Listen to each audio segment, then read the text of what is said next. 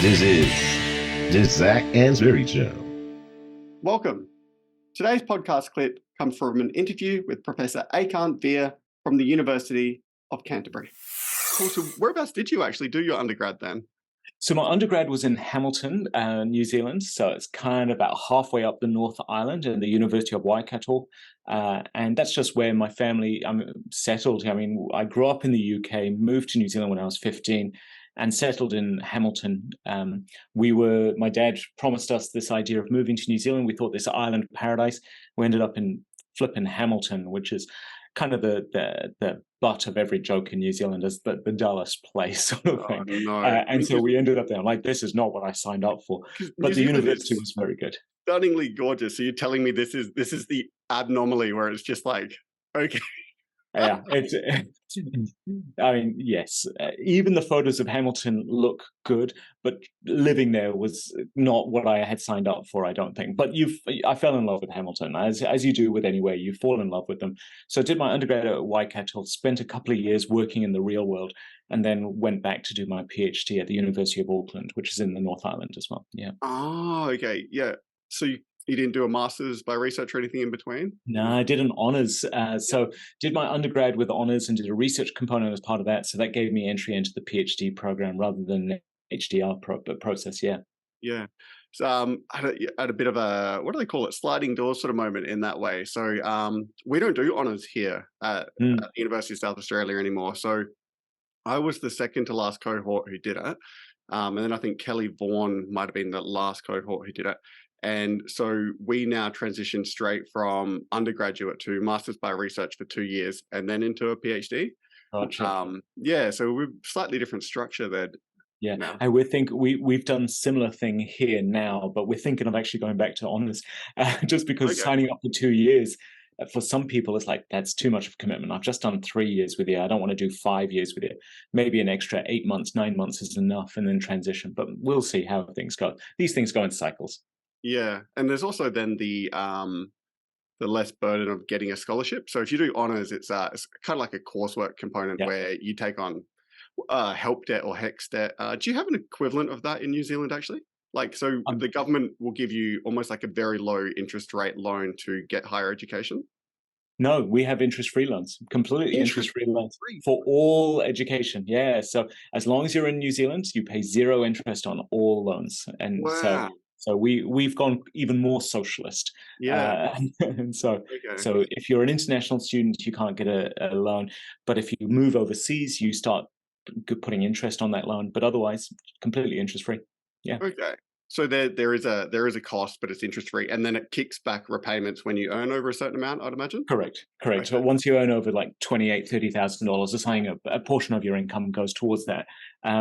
But because it's interest-free, and this is us, I mean, far out, we're in our 40s now. My wife still has a student loan. If we came into money, we would pay off the mortgage a bit more. We wouldn't pay off the student. It's interest-free. It's and so it's kind of there's a great socialist element to it, but also there's no incentive to pay it off quick, if that makes sense. We used to have I mean, it currently is. So ours is based on inflation rates. And that was always great because mortgage interest rates were 6, 7, 8%. I think when I first had my first mortgage, I think it was like 9% roughly. And then inflation was like 2, 1.6, maybe 3% on a bad year. Yeah. And then it flipped, right? Money was like dirt cheap, interest rates 2%, and inflation was 7%. So I was extremely relieved that I'd paid off my help debt just before all that happened. It's really interesting to see how that works. Do you find you have higher levels of enrollment as a result? Yeah, I mean, that's the whole point, is that it enables people to not only get an education like they would not normally have gone into it, but also not be burdened by debt if they do get an education. Education should not be something that burdens you. It should be something that enables you to do more. And so that was the purpose. It was also announced like 3 months before an election. This is some 15 years ago. So it was definitely a bit of a bribe. Another thing, but I mean, again, this is probably not the COPOP or not the agenda of this podcast, but our first year of undergraduate education is 100% free. so no one pays fees for their first year, to enable people to give higher education a go, to try. And if it's not for you, you are not burdened by $10,000, $20,000 worth of debt for 1 year that didn't work for you. So that there was that reason for that as well. Unfortunately, it hasn't translated into higher levels of enrollment from priority groups, first in family groups or people who otherwise wouldn't access it. So it hasn't worked the way the government had hoped, but still, it's good that kids aren't being burdened with huge amounts of debt. Yeah, okay. I would have thought that would have been, obviously the idea behind it all. So we have, I don't know if you know what's going on in Adelaide. So the university that I'm part of, there's, you're not supposed to. Merge. Yeah, so it's not a merger apparently. It's whatever. It's a hostile takeover. Let's be fair. It's a new university. Yeah, that's the language. But so both of them kind of get dissolved and a new enterprise gets created, and that's I guess why it's technically not a merger or hostile takeover or whatever. And what the brilliant part about this that I actually quite like is there's an amenity fund or whatever it's called. So the state government's putting away, I think it's $200 billion a year, and or million, sorry. And every year it puts out, $5-6 million that then goes into scholarships that are purely for first in family, low socioeconomic, Awesome. Aboriginal students. And I mean, that's ideally one of the best things that has come out of what's going on here, is that there's government support to get education into communities who can really use it. I mean, I'm a classic example of where education can change lives. And so that's why I really try to push it on people. Absolutely. I mean, again, this is not the purpose of this podcast, but my history, my father's father, so my paternal grandfather was the first person in his family, first person in our family to learn how to read and write. He was the first person to go to school, first person to go to high school. He went on to university, became a teacher. He opened up a school back in the village so that other kids can go back to school, blah, blah, blah. My dad was one of the first people in the village to go to university and get a degree. So two generations. I'm a professor at a flipping university from someone who couldn't read and write. That's how transformative education can be. And I think we take it for granted, especially down under, in Australia and New Zealand, where, like 40% of people go to university or something like that. You forget how big a privilege it is with so many millions, billions of people who have no access to education at all. So it's awesome that education can be done and that plans are put in place. Now, this again is not the purpose of this podcast, but we also know from a lot of the work we're doing with our Māori population here and the Indigenous populations, one of the hats I wear is supporting scholarships here at the university, is that money's only one part of it. If you're the only brown person in the class, and I know what it's like being one of a minority going into a class, you do stand out. And so not just saying, here's some money, you're not burdened by money, but actually, here's some support. Let's make a cohort. Let's bring you in together. And let's not culturally tax you for being just you. So let's not ask you for translation. Let's not ask you for blah, blah, blah. Let's not roll you out for every photo shoot. But that only comes when you've got a cohort. That only comes when you have groups together.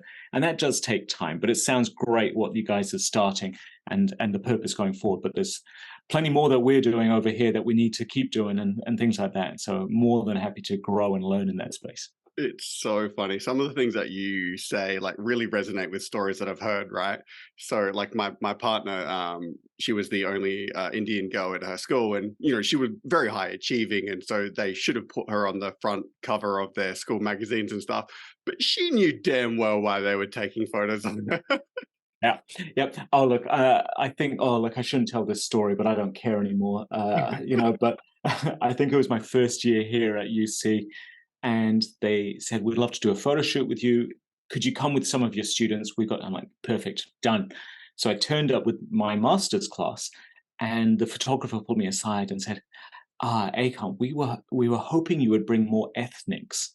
I'm like, ethnics? Yeah. Is this what you call them? I said, because I'm brown, you wanted me to bring brown. I said, yeah, if you could call the ethnic. So I said, I'll just call the ethnic hotline and go. Anyway, so they were deadly serious, and they had this ridiculously diverse shoot, which didn't represent the university at all, but that's what they wanted to do. And I was the new kid there, so I was trying my best not to be angry at this, and I thought, let's just do this. But we've seen a lot of change over the years. We have grown as an institution. The country has grown. The world has grown over the last 10, 15 years. So it's just natural that this sort of thing happens. Yeah, absolutely. And I think the world has evolved in a good way, which is great to see. Hey guys, it's Zac Anesbury here with just a couple of quick reminders. If you've enjoyed today's podcast, then make sure you subscribe so you never miss an episode. There are plenty more interviews to come with some of the world's leading marketing academics and practitioners. You do not want to miss these. In the meantime, if you're looking for another way to connect, then follow me on Twitter at Zac Anesbury. That is ZACANESBURY for my take on the marketing issues of the day. That was the Zac Anesbury Show.